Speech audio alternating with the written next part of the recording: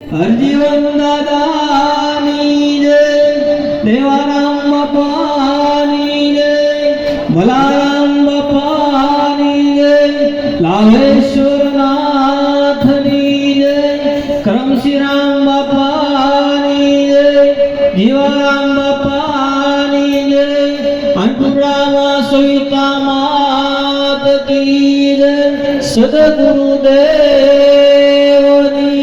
જય.